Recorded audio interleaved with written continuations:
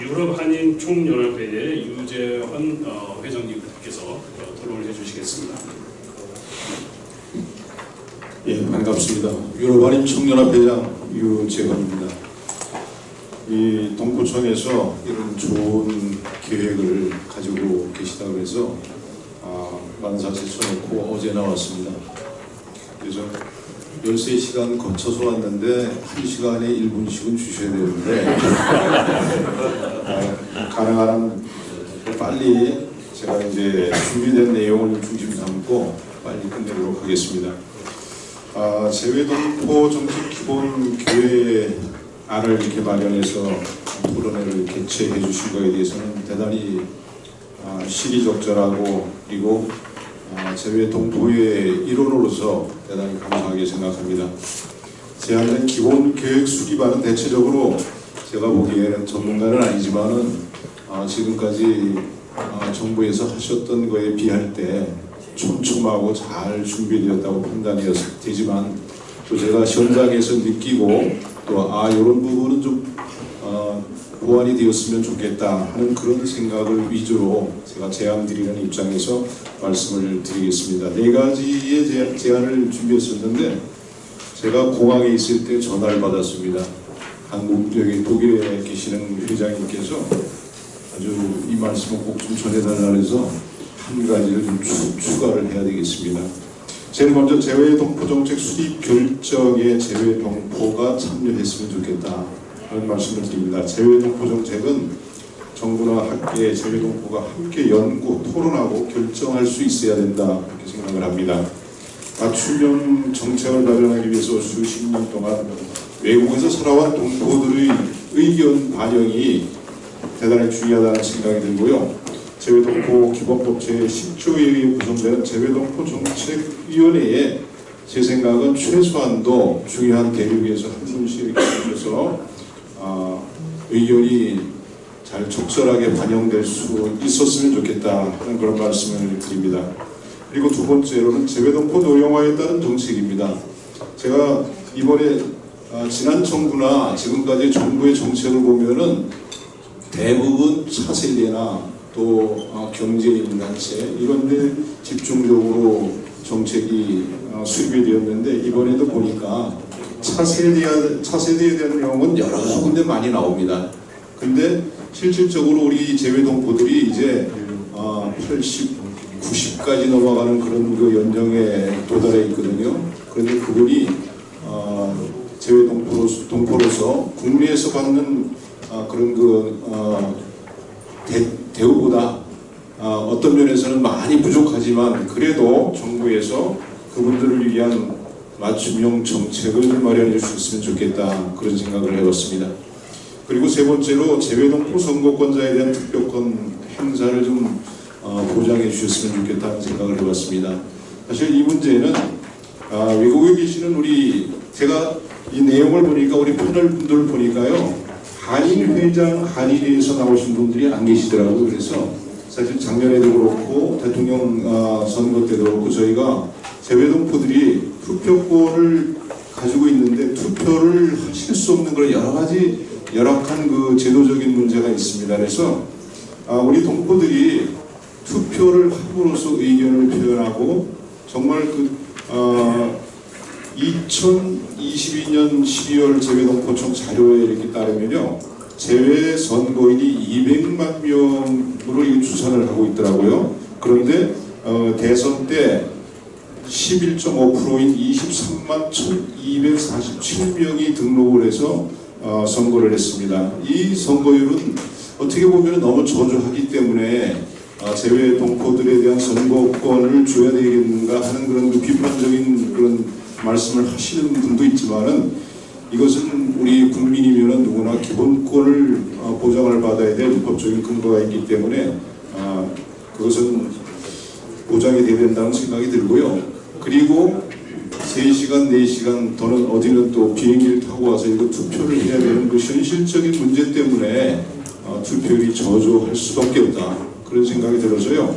그것을 제도적으로 좀 보완할 수 있는 방법이 각 당에서도 신경을 쓰시고 또 토론이 많이 되고 있습니다만은 또 한인회장 대회 때도 꼭 이 문제가 나오셔도 됩니다. 그래서 토론을 하는데 아직까지 해결이 안 되고 있어요. 그래서 이 문제도 우리 동포청에서 좀 관심을 가지고 좀 보완하고 대안이 될 수 있는 어떤 그런 좋은 방법을 좀 연구해서 마련을 해 주셔야 되겠다는 그런 부탁의 말씀을 드립니다. 그리고 또 귀환동포 국내 정착 정책을 확대해서 좀 실시를 해주셨으면 좋겠다, 이런 말씀을 좀 드리고 싶습니다.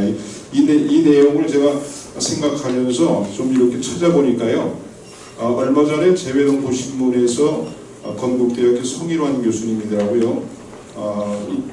인터뷰를 하신 내용이 좋은 그런 제 마음에 닿는 부분이 있었어요. 그래서 이스라엘 정부가 재외동포에 대해서 어떻게 정책을 시행하고 있는가, 그 문제에 대한 말씀이셨어요. 그래서 그런 그 내용들을 좀 우리가 좀 자세히 살펴서 실시를 해주셨으면 좋겠다. 이제 외국에 계시는 분들이 젊었을 때는 외국에 나가서 이렇게 사시면서 경제활동도 하고 또 조국의 경제발전, 또 민주화나 또 근대화에 많은 기여를 하셨는데, 이제 그분들이 연세가 또 많으시니까요, 고향에 들어와서 사시고 싶은 분도 많이 계시고요. 또 우리 2세 중에서 젊은 친구들도 이제 한국이 과거와 달리 정말 세계적인 그런 글로벌한 국가가 됐지 않습니까?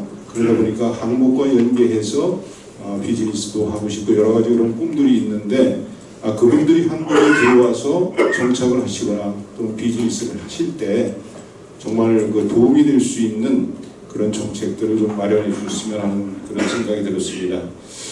그리고 조금 전에도 우리 미국에 계시는 최 회장님인가요? 말씀을 하셨는데, 예산 문제에 대해서 말씀을 하셨는데, 우리가 이 문제는 사실 700만 재외동포라고 그러는데, 제 알기로는 경상남북도를 합쳐도 700만 정도 되겠는가요? 서울시보다는 조금 작은 인원인데, 그런 그 700만 동포를 위한 예산이 너무 작다.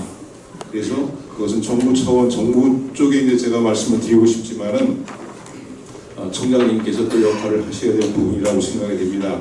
그래서 예산을 좀 충분히 확보해서 필요한 곳에 쓰실 수 있도록 이렇게 해야 되겠다는 그런 생각을 해봤고요.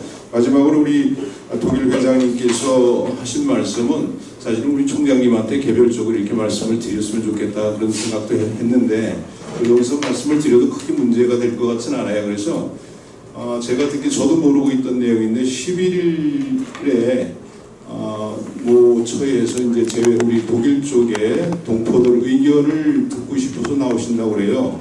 그런데 제가 생각하기에는 재외 동포 사회의 근간이 되고 출발점이 되는 것은 한인이라고 저는 생각을 합니다. 그래서 유럽 같은 경우에도 1919년도에 프랑스에 와서 제법 한국민회라고 한인의 조직을 해가지고 독립운동과 여러 가지 그런 활동을 해 오셨거든요. 그래서 그 나라나 그 지역을 대표하는 단체, 우리 동포 단체가 있다면 한인회다, 그런 말씀을 드리고 싶고요.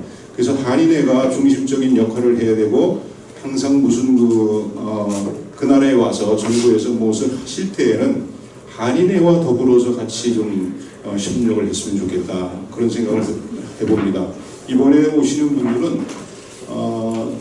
초청 대상이 제양군인회, 그리고 이제 광복 간호사, 그리고 평통분들은 초청 대상으로 이렇게 들어있는데, 제도관 총연합회장님은 초청 대상도 아니어서 좀 난감하다. 그래서 동포청이 이제 새롭게 이렇게 좀 개청이 되어서 한인회하고 정말 파트너십을 가지고 유기적으로 정말 좋은 그런 그 관계를 가지고 잘 하실 것을 기대했는데, 동포청에서 준비하신 것 같지는 않아요. 제 생각은, 판단은.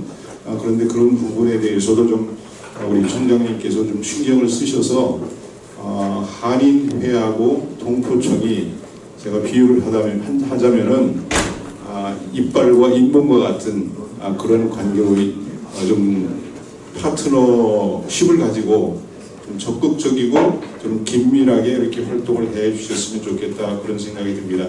그리고 아까 동포 예산에 대해서 말씀드렸는데 이 말씀을 한번 좀 드리고 넘어가야 될 것 같아요. 저희 1분만 더 쓰겠습니다. 유럽한인 총연합회 지속적이고 변함없는 그런 그 활동을 하는 것을 많이 말씀하셨는데 저희 같은 경우에는 활동하는 내용들이 10년 이상 이렇게 활동을 하고 있습니다. 그래서 예를 들어서 웅변대회라든가 여러 가지 행사를 하는데 변함없이 정책이 저희가 이제 활동을 하고 있는데 변함없는 것이 또 한 가지가 있어요.